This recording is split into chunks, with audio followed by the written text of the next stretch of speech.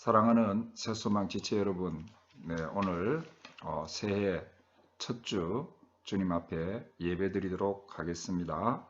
묵도함으로 예배 시작합니다. 기도하겠습니다. 그런즉 누구든지 그리스도 안에 있으면 새로운 피조물이라. 이전 것은 지나갔으니 보라 새 것이 되었도다. 아멘. 하나님, 2020년이 지나가고 2021년 첫 달, 첫 예배를 주님 앞에 드립니다. 하나님께서 받으시는 복된 예배가 되기를 원합니다. 우리의 마음의 무릎을 꿇고 겸손히 주님을 경배하는 이 시간 되게 해 주시옵소서. 한량없는 은혜 내려주시기를 간절히 바라옵고 나오며 우리 주 예수님 이름으로 기도드리옵나이다. 아멘. 찬송 27장 찬송 드리도록 하겠습니다.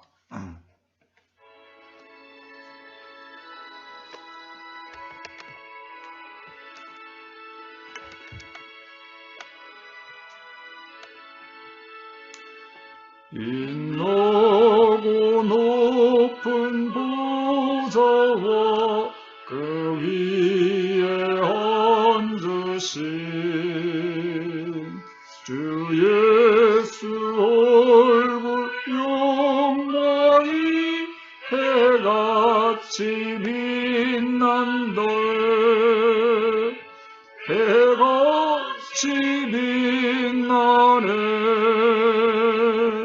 지극히 높은 위엄과 한없는 자비를 무천사 소리 합하여 늘 찬송드리네. 늘 찬송드리네. 영죽을 나를 살리려 그 영광 떠났어. 그 부끄러 십자가 널 위해 지셨네. 날 위해 지셨네. 나 이제 생명 있음은 주님의 은혜요. 저 사망 권세 이기니 큰 기쁨 넘치네. 큰 기쁨 넘치네.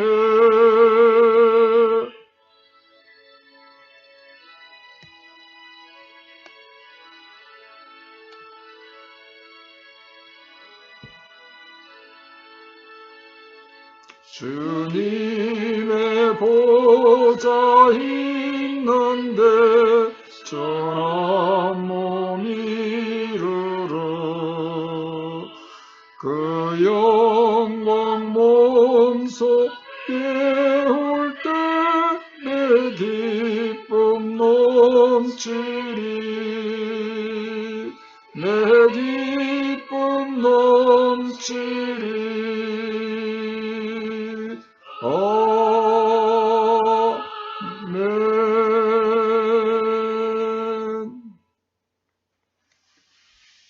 교독문 교독하겠습니다. 94번 새해 2번입니다.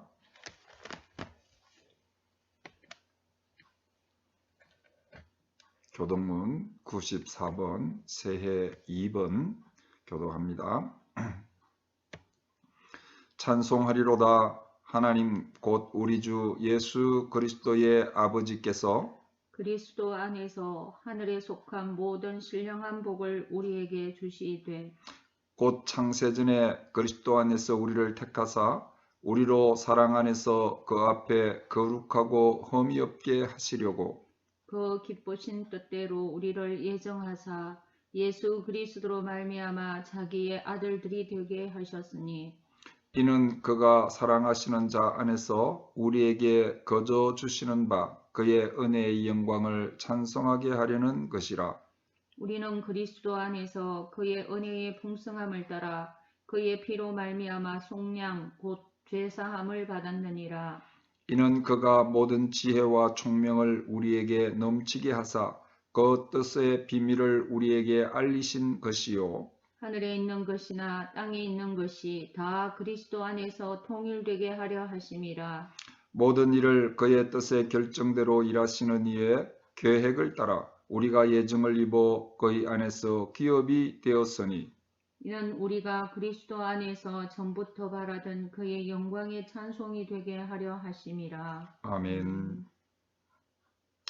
사도신경으로 신앙 고백 드리겠습니다.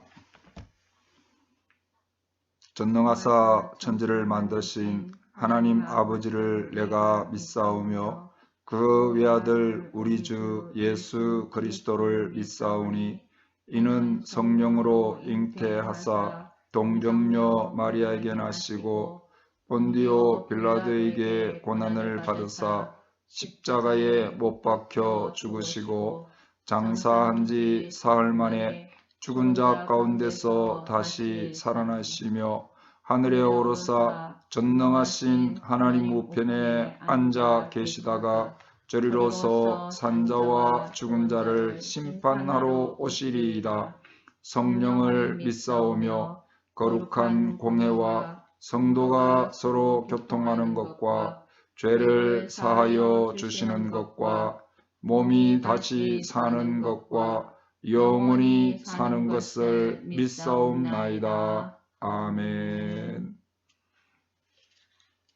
예, 기도하겠습니다. 찬송하겠습니다. 62장, 621장 찬송입니다. 621장.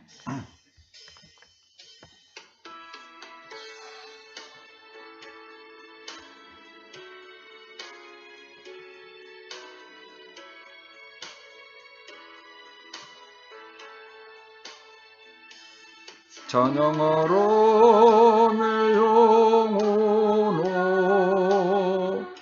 찬양하라 내 영혼아 온 마음과 정성 다하여 주 찬양하라 경배하라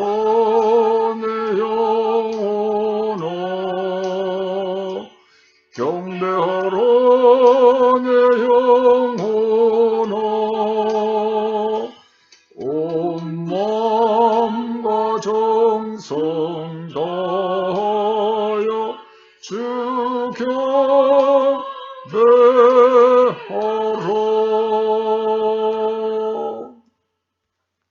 기도하겠습니다. 하나님, 새해가 밝았습니다. 온 세상 사람들이 희망이 없다고 해도 우리에게는 늘 소망이 되시고 새 희망을 주시는 하나님이 계심을 믿고 감사드립니다. 하나님 영광받아 주시옵소서. 오늘도 믿음으로 주님 앞에 예배드리는 우리가 되기를 원합니다.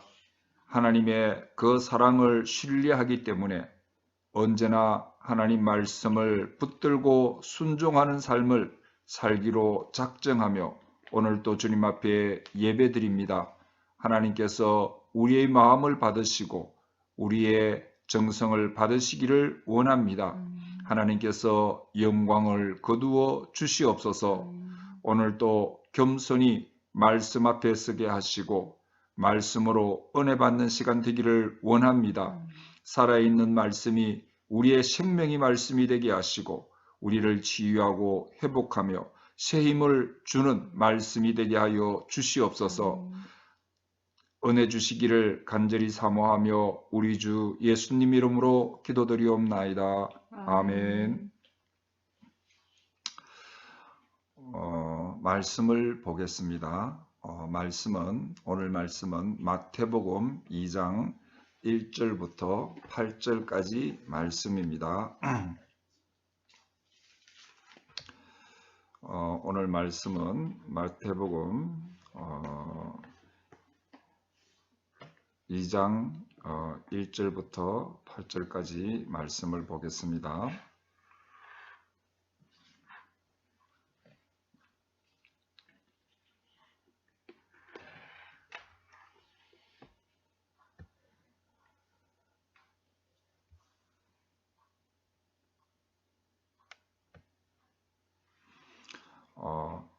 함께 읽도록 하겠습니다. 제가 읽겠습니다.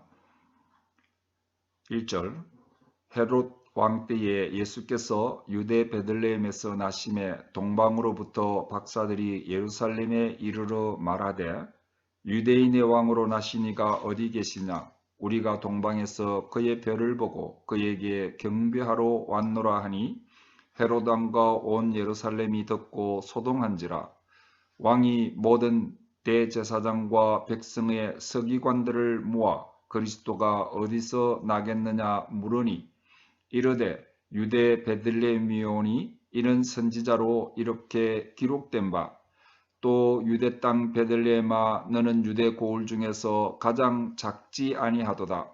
내게서 한 다스리는 자가 나와서 내 백성 이스라엘의 목자가 되리라 하였음이니이다. 이에 헤롯이 가만히 박사들을 불러 별이 나타난 때를 자세히 묻고 베들레헴으로 보내며 이르되 가서 아기에 대하여 자세히 알아보고 찾거든 내게 구하여 나도 가서 그에게 경배하게 하라. 아멘. 말씀 듣도록 하겠습니다.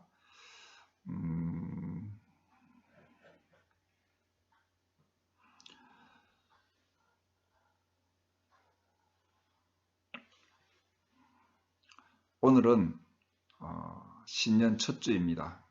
우리 한번 인사하겠습니다. 새해 복 많이 받으세요. 새해 복 많이 받으세요. 네, 금년도 하나님이 우리를 사랑하시는 줄 믿습니다. 자, 따라합시다. 예수님은 나를 사랑하십니다. 나를 사랑하십니다. 아멘. 예. 제가 첫 주부터 오늘 다시 맞이할 성탄절을 기다리면서 동방박사 이야기로 시작하겠습니다. 너무 빨리 크리스마스를 기다리는 거죠. 그런 말씀은 아니고 동방박사의 경배에 나타나는 참된 신앙인의 모습을 우리가 묵상하고 이 모습으로 금년 한 해를 살자 하는 뜻으로 이 말씀을 묵상합니다. 왜 목사님 크리스마스 지났는데 동방박사 이야기 하시느냐 이렇게 생각하시지 마시기 바랍니다. 이 마태복음에 예수님의 탄생을 기록할 때 전면에 나타나는 인물은 헤롯 대왕과 동방박사가 나옵니다. 이 마태복음에 동방박사와 헤롯 대왕이 나오는 것은 구속사적인 비밀이 있습니다. 첫째 무슨 비밀이 있느냐 하면은 예수님의 탄생은 구약에서 예고된 대로 여인의 후손으로 온 사람이 이 사탄의 머리를 부순다라는 그 창세기 3장 15절의 말씀의 성취, 그것을 이야기하기 위해서 헤롯이 나오는 것입니다. 무슨 말이냐면 헤롯은 사탄의 상징적인 인물입니다. 그래서 예수님이 태어날 때부터 사탄은 예수님을 죽이려고 하는 거죠. 지금도 사탄은 교회를 죽이려고 합니다. 그래서 사탄의 공격은 지금도 끊임이 없습니다. 그래서 이 지상교회는 전투하는 교회, 영적으로 전투하는 교회다. 여러분이 신앙생활을 정신 차려서 하지 않으면 안 되는 이유가 거기에 있습니다. 우리는 영으로 깨어있고 전신갑주를 입고 전쟁하면서 마귀를 이기는 그런 삶을 살아야 되는 것입니다. 그래서 예수님의 탄생에서 헤롯 대왕이 나오는 것은 뭐라고요? 예수님과 사탄과의 치열한 영적 전쟁을 예고하는 것이다. 구속적인 비밀입니다. 두 번째, 이 동방박사가 나와서 예수님을 경배하는 것, 동방박사가 나오는 것은 예수님이 이 땅에 오신 것은 유대인의 왕으로만 오신 것이 아니라 온 인류의 왕으로 오신 분이다. 예, 정작 그 환영해야 될 유대인들은 환영하지 않았는데 하늘의 뜻을 분별하며 하나님의 뜻에 민감한 정말 살아있는 신앙을 가진 사람들, 온 인류의 왕으로 오신 예수님이 이 땅에 오신 것을 알고 찾아가서 경배를 드리는 것입니다. 여러분, 참 중요한 이야기죠. 하나님의 뜻에 민감한 살아있는 신앙을 가진 자. 형식적이고 율법적인 신앙의 틀에 묶여서 하나님 뜻보다 자신의 삶의 안일만을 추구하고 형식적인 종교 생활을 하는 사람들은 온 인류를 구원하실 하나님의 아들이 이 땅에 오실 때에 눈치채지 못하는 것입니다. 오히려 이들은 하나님의 아들을 십자가에 못 박는 참담한 악행을 저지른다는 것입니다. 철저히 사단의 하수인의 노릇을 하게 되는 것입니다. 우리는 하나님의 뜻에 민감해야 됩니다. 예, 우리는 좀 민감하게 분별력 있게 그렇게 살아야 됩니다. 금년 한 해는 좀 우리 그렇게 살자는 것입니다. 어떤 사람이 길을 딱 가는데 어린아이가 초인종을 갖다가 막 누르려고 하는데 키가 작아가지고 못 누르는 거예요. 그래서 막 펄떡펄떡 뛰면서 누르려고 하고 있어요. 그러니까 이 아저씨가 이 착한 마음에서 가서 초인종을 삑 눌려줍니다. 그럼 눌려주고 아이에게 그 다음에는 어떻게 하지? 그렇게 물었어요. 그러니까 이 아이가 빨리 도망가야죠. 그렇게 이야기하는 거예요. 여러분, 이 아저씨는 그냥 착하게 살면 된다. 응? 그런데 이 아이는 장난치고 있는 거예요, 지금. 우리가 세상을 살면서 이렇게 좀 분별력 있는 삶을 살자. 주님의 뜻을 물어보며. 그래서 제가 신년 설교에도 금년에는 하나님의 인도하심을 받으며 살자. 예. 지금 이 시대, 캄캄한 이 시대에 여러분 어떻게 살겠습니까? 하나님의 인도하심을 분별하면서 살아야 되는 것입니다. 영적 전투의 시기에 살면서 신앙이 잠이 들고 형식화되고 정형화되고 하나님 중심의 삶이 아니고 내 중심의 안일한 종교 생활을 한다면은 때로는 큰 죄를 짓기도 하게 된다는 것. 이것이 동방박사들을 통해서 우리에게 철저히 교훈하고 계시는 것입니다. 이러한 구속사적인 맥을 가지고 이 예수님 탄생 기사 속에 나오는 동방박사 이야기를 묵상하도록 하겠습니다. 말씀을 묵상하는 가운데 동방박사처럼 하나님의 뜻을 따라 예수님을 바로 경배할 줄 아는 그런 축복된 성도님들이 되시기를 주님의 이름으로 축복합니다. 네. 첫째, 베들레헴을 찾아가는 동방박사. 첫째, 베들레헴을 찾아가는 동방박사. 마태복음 2장 1절 헤롯 왕 때에 예수께서 유대 베들레헴에서 나심에 동방으로부터 박사들이 예루살렘에 이르러 말하되 유대인의 왕으로 나시니가 어디 계시냐? 우리가 동방에서 그의 별을 보고 그에게 경배하러 왔노라 하니. 아멘. 예, 베들레헴이 먼저 나옵니다. 베들레헴. 예, 베둘레헴 아니고 내 베둘레헴이 아니고 베들레헴. 예수님이 그 부모님의 고향이 어디입니까? 나사렛이거든요. 그런데 나사렛에서 태어나지 않고 베들레헴에서 태어납니다. 그때 예수님이 탄생하실 그때 하필 그 로마의 황제 아우구스토가 고향에 가서 호적하라는 명령이 떨어졌습니다. 그래서 이 만삭이 된 마리아가 나사렛을 떠나서 베들레헴에까지 왔는데 딱 베들레헴에 와서 아기 예수를 낳았다. 왜 베들레헴이냐? 역사적 배경이 있습니다. 이 베들레헴은요, 루시 보아스하고 결혼해가지고 이세를 놓고 다윗을 낳는 그 다윗이 태어난 다윗의 고향 동네가 베들레헴입니다. 베들레헴은 바로 다윗성입니다. 이 말은 하나님께서 자기 백성을 구원하시기 위해 보내신 구세주 예수님은 다윗 왕의 후손이다. 우리의 진정한 왕이다. 예. 아주 그런 상징적인, 예. 이것을 강조하고 싶은 것입니다. 그래서 예수님은 베들레헴에서 태어납니다.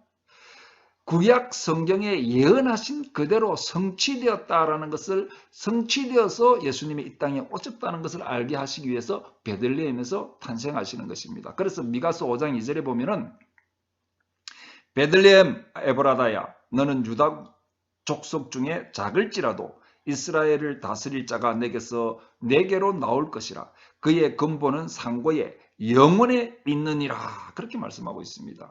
모든 사람이 기대했던 다윗의 자손이 모든 사람이 기대했던 그곳에서 정확히 태어나셨다.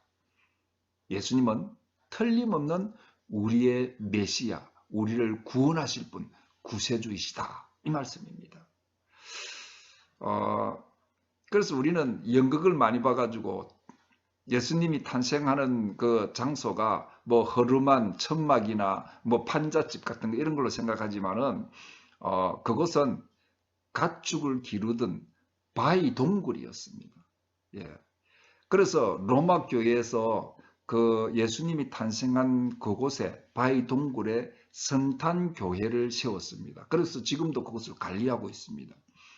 제가 오래전에 그곳을 다녀왔는데 거기 들어가려면은요 동굴 입구가 아주 작아요. 그래서 누구나 굽히면서 들어가야 된다. 왜? 그거는요 무릎을 굽히지 않으면 예수님께 나아갈 수가 없다. 아주 겸손한 마음으로 예수님께 나아가라는 것입니다. 지금도 마찬가지죠. 예수님께 나아가는 자, 겸손하지 않는 자는 나아갈 수 없습니다.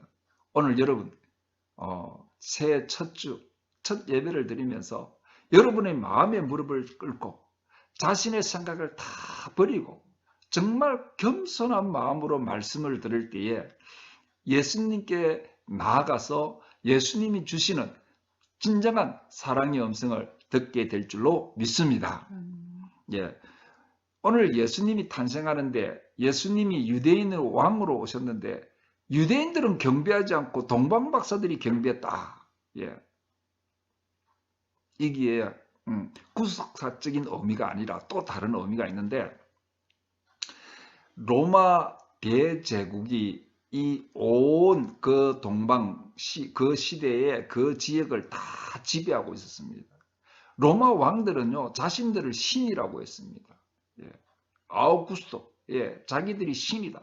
그런데 이 자신들이 신이라고 이야기하면서 내가 다스리는 이 시대는 인간이 가장 번영을 누리는 황금 시대다. 그렇게 떠벌렸습니다. 그래서 막 자기가 신이기 때문에 신이 다스리는 이 대로마 제국은 인간들이 살아가는 황금 시대를 살아간다.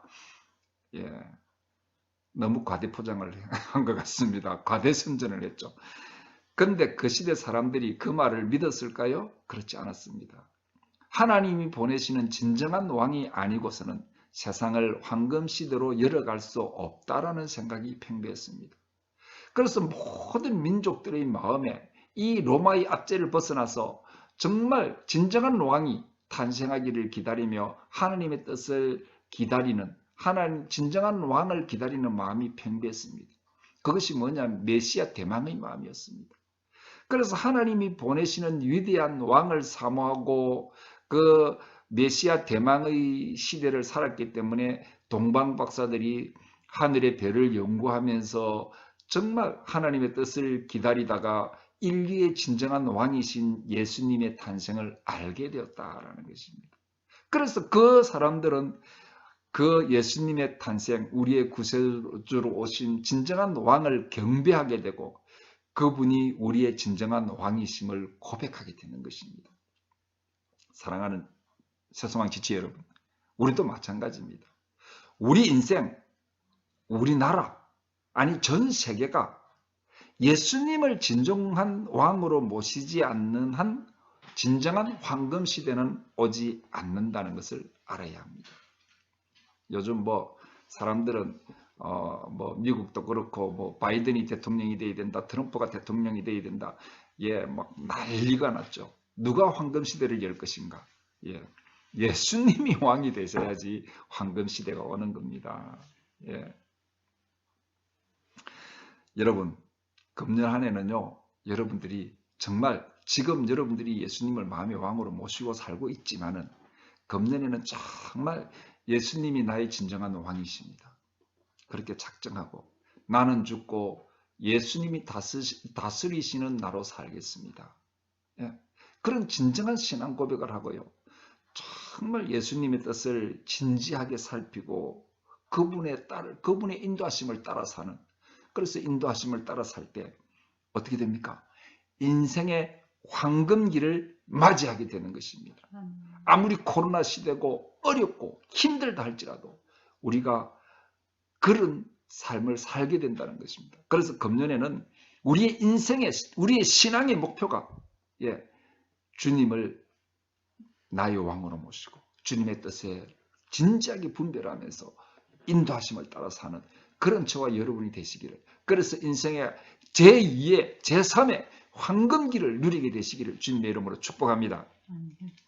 그리고 동방박사 경배는요, 그리스도가 세계를 정복할 것이라는 것의 표적이며 상징입니다.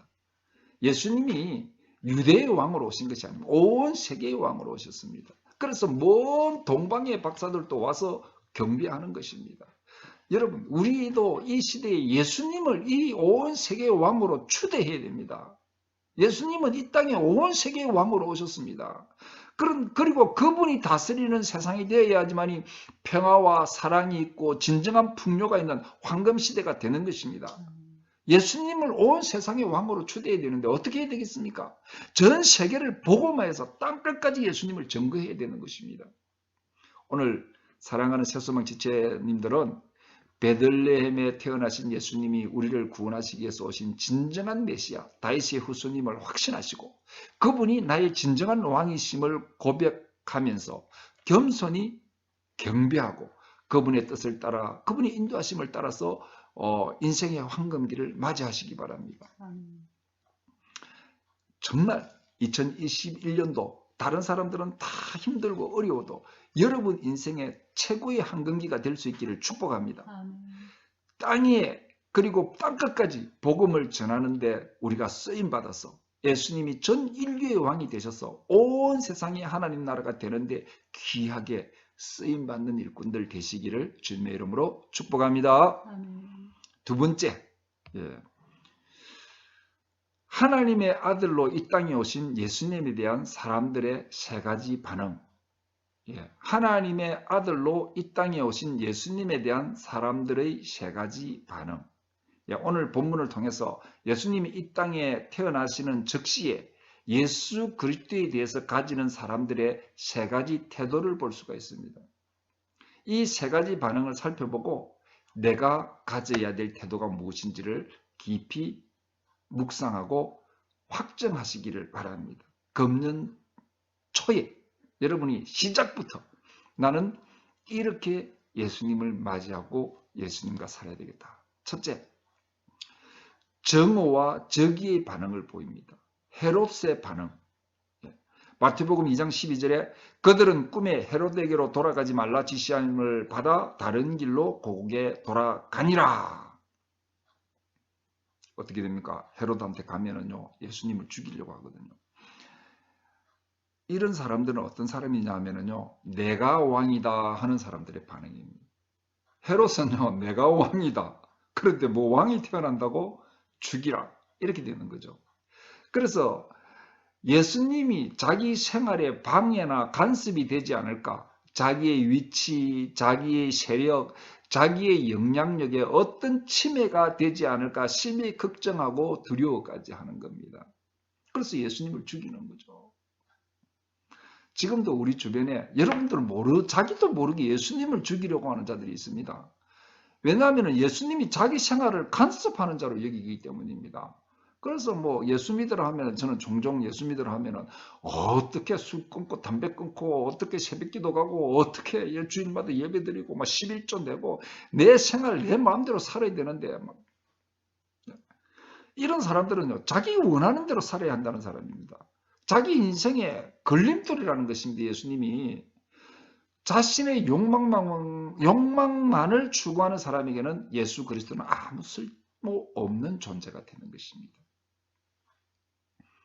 그래서 예수를 믿는다, 교회를 다닌다고 해도 자신의 욕망만을 위해서 내가 왕으로 사는 사람은 참된 그리스도인이 아닌 것입니다. 참된 그리스도인은 자기가 하고 싶은 것은 자기의 옛사람, 자기의 욕망대로 하는 사람은 이미 십자가에서 예수님과 함께 죽었습니다. 십자가에 못 박힌 사람입니다. 자기 생명도 예수님께 드린 사람들입니다. 주님이 원하시는 삶에 자신을 헌납한 사람입니다. 내가 왕이 아닙니다. 예수님이 나의 왕이십니다. 여러분들을 한번 돌아보시기 바랍니다. 여러분의 삶을.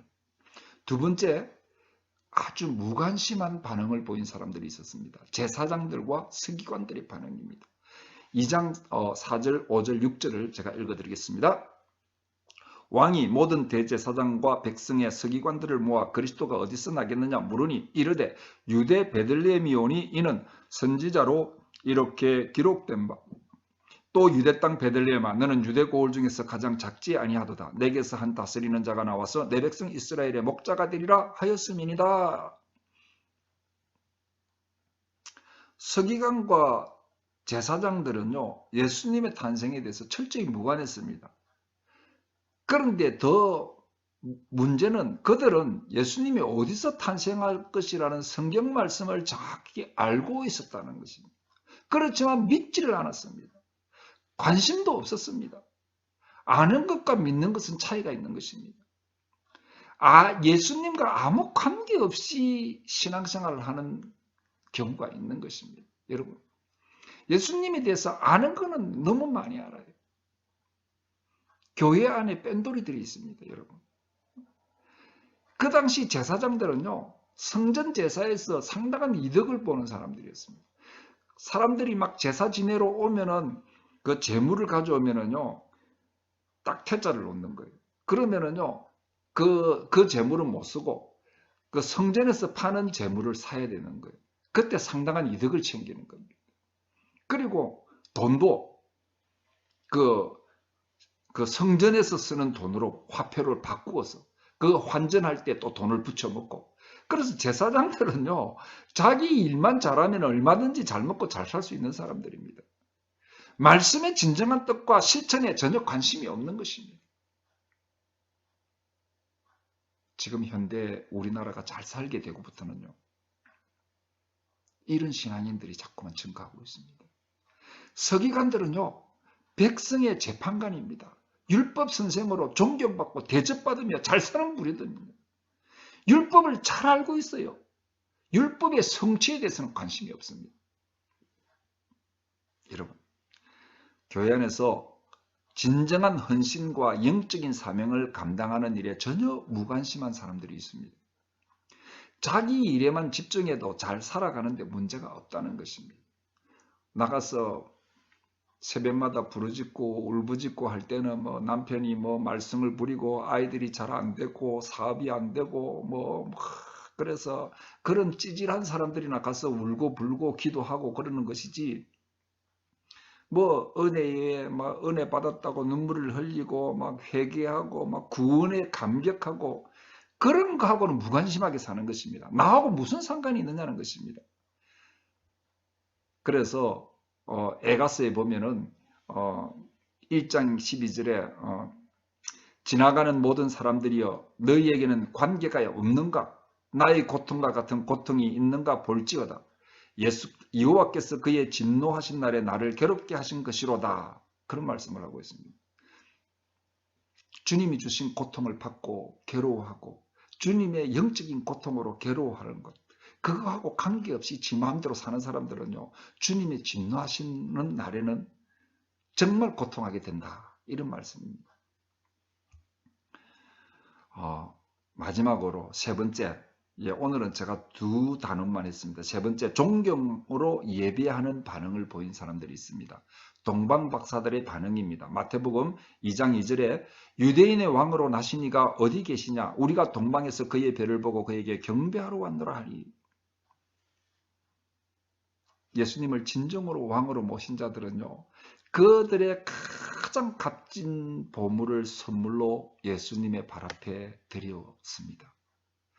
예수 그리스도를 통해서 우리를 향한 그 크신 하나님의 사랑을 진정으로 경험하며 하나님의 그 사랑, 하나님이 우리를 구원하시는 그 은혜, 소리 높여 주를 찬양하고 정말 주님을 사랑하기로 고백하며 진정한 예배를 드리는 자가 되는 것입니다. 미국에 어떤 전도사님이 나이 많은 늙은 가부의 집을 신방하러 갔습니다. 그 신방하러 그 집을 찾아가는데 집 입구가 진흙탕 길이 되어서 좁은 길에 다 찌그러져 가는 허술한 집을 찾아서 갔습니다. 인기척을 들은 흑인 과부가 그 밖에 누가 왔습니까? 하고 물어보는데 방에 들어가 불을 켜보니까 정말 그 풍경이 할 말이 없어요. 이 세상에서 가장 가난하고 고통을 많이 당한 한 여인이 누더기 침상에 누워 있었습니다. 그의 얼굴은요, 안 그래도 흑인이지만 먹물처럼 새카맣게 변했고 삶에 찌든 주름살 자국으로 얼기설기 얽혀있고 차가운 겨울밤에 불도 없고 빛도 없는 냉랭한 방에서 쓰레기처럼 버려져 있었습니다. 하지만 그럼에도 불구하고 그의 눈은 성스러운 평화와 신뢰의 신앙으로 반짝이고 있었습니다. 그의 입은 끊임없이 찬양하라 영광 할렐루야 그렇게 부르고 있는 것입니다. 그의 몰골을 볼 때 그의 입에서 저주의 소리가 나온다고 해도 누가 아무도 그 말을 막을 자가 없을 터인데 그의 아름다운 미소 그 속에서 할렐루야 주님의 영광을 찬양하고 있는 것입니다. 그리고 이 전도사님을 만나고 몇 분 후에 이 전도사님의 품 안에서 행복한 미소를 띄우고 하나님 나라로 갔다라는 것입니다. 여러분, 예수님의 십자가의 사랑을 안다면요, 그분이 우리 왕으로 오셔서 우리의 인생을 천국으로 인도하시는 분이심을 정말 믿는다면 우리는 예수님에 대한 찬양과 경배를 끊을 수가 없는 것입니다. 그분을 사랑하지 않을 수가 없는 것입니다. 우리 사랑하는 새소망 지체들이 2021년도에는 이런 예배자들이 다 되시기를 주님의 이름으로 축복합니다. 말씀을 마치겠습니다. 예수님이 이 땅에 오실 때에는 심각한 영적 전투가 있었습니다. 그런데 지금도 그 전투는 계속되고 있다는 것을 알아야 됩니다. 지상의 교회는 전투하는 교회입니다. 그래서 우리는 영적으로 깨어 있어야 됩니다.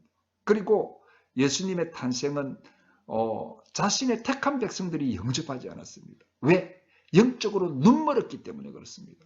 여러분 신앙생활을 해도 영적인 눈을 뜨고 신앙생활을 해야 됩니다. 새해에는 여러분들이 새롭게 영의 눈을 뜨시기 바랍니다. 우리를 성장하라고 새해를 주셨다고 믿으셔야 됩니다. 왜? 쭉 1년부터 해서 몇백 달까지 몇만 달까지 계속 가면 세우면 될 텐데 왜 새해를 12달에서 끊었겠습니까? 하나님께서 새롭게 시작할 수 있다. 우리는 영의 눈을 뜨고 새롭게 시작하는 것입니다. 예수님이 베들레헴에서 탄생했습니다. 예수님께서 예언하신 대로 다윗의 혈통으로 우리를 구원하시러 오신 구세주 메시아이시다는 것을 확신하시기 바랍니다. 내 인생의 구세주는 예수님이시다.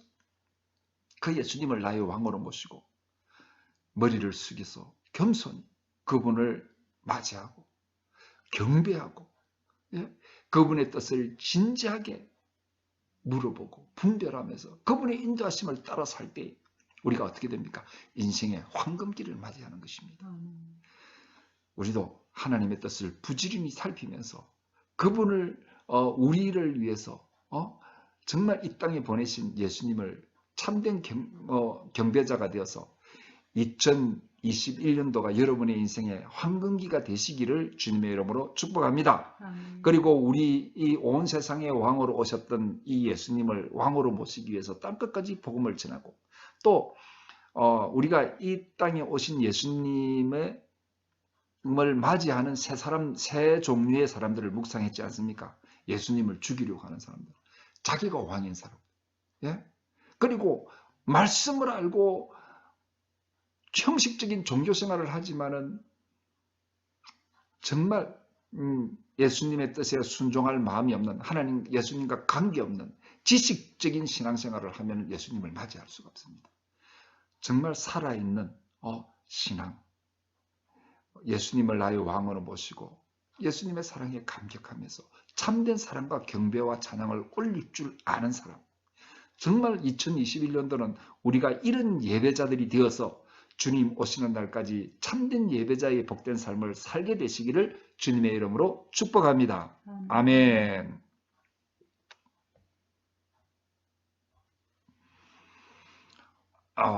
찬송 64장 찬송 드리겠습니다.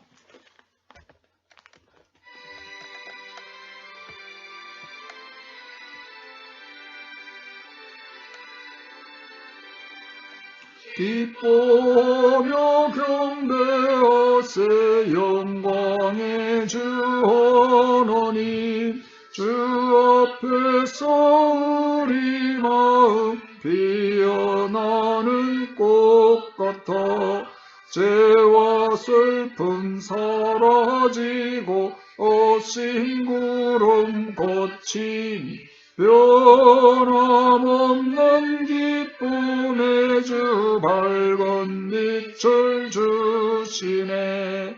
땅과 하늘 만물들이 주의 솜씨 빛내고 별과 천사 노랫소리 끊임없이 드높아 물과 숲과 산과 골짜 들판이나 바다나 모든 만물 주의 사랑 기뻐 찬양하여라. 우리 주는 사랑이요 복의 근원이시니 삶이 기쁜 샘이 되어 바다처럼 넘치네. 아버지의 사랑 안에 우리 모두 형제니 서로 사랑하게 도와 주시옵소서.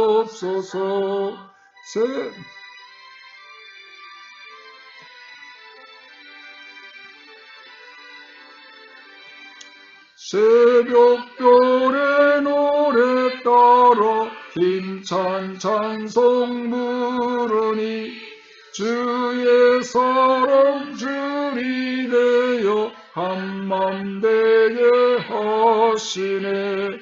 노래하며 행진하여 싸움에서 이기고 성전가를 높이 불러 주께 영광 돌리세.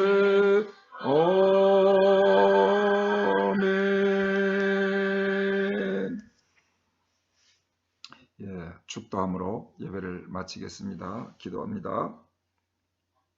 지금은 죽었던 우리를 살리시기 위하여 친히 낳고 천한 이 땅에 오신 예수 그리스도의 구원의 은총과 독생자를 우리에게 주시기까지 하신 하나님 아버지 극진하시고 만극하신 사랑과 성령님의 위로, 교통, 충만, 감화감동 역사하심이 이 땅에 오신 예수님을 참된 경배자로 맞이하고 예수님의 뜻을 진지하게 분별하며 실천하며 살아가는 인생의 제2의 황금기를 맞이하기를 원하는 사랑하는 모든 성도들 머리 위에, 그 자녀손들 위에, 그 산업 위에 지금부터 영원토록 함께 계실지어다. 아멘.